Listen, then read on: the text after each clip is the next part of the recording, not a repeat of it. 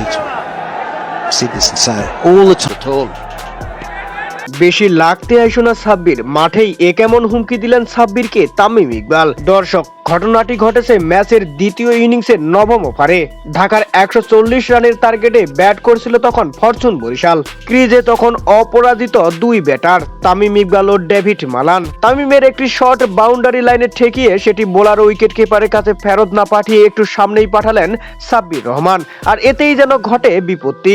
হয়তো ব্যাটসম্যান যেন বিভ্রান্ত হয়ে পড়েন, আবার রান নেওয়ার জন্য যান এবং সেই সুযোগে তাকে আউট করতে পারেন, এমন কোনো উদ্দেশ্য থেকেও কাজটি করতে পারেন সাব্বির রহমান। ক্রিকেটের পরিভাষায় যাকে বলে ফ্যাক ফিল্ডিং। এখানে বিষয়টিকে ভালোভাবে নেয়নি তামিম ইকবাল, মাঠেই উত্তেজিত হতে দেখা যায়। ম্যাচের ভিডিও ফুটেজে দেখা যায় এ সময় তামিমকে বলতে শোনা গেছে, বেশি লাগতে যেও না সাব্বির, বেশি লাগতে যেও না। আর কিছু বলছিল যা স্পষ্টভাবে শোনা যায়নি, যা শুনে তেড়ে আসছিল তামিমের দিকে সাব্বির রহমান। হঠাৎ যেন সাব্বিরও রেগে মেগে বসলেন। তৎক্ষণাৎ ঘটনাটি সামাল দেন ঢাকা ক্যাপিটালসের অধিনায়ক থিসারা পেরেরা ও মাঠে থাকা আম্পায়ার।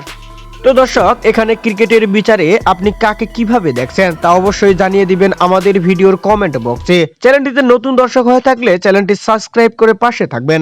ধন্যবাদ।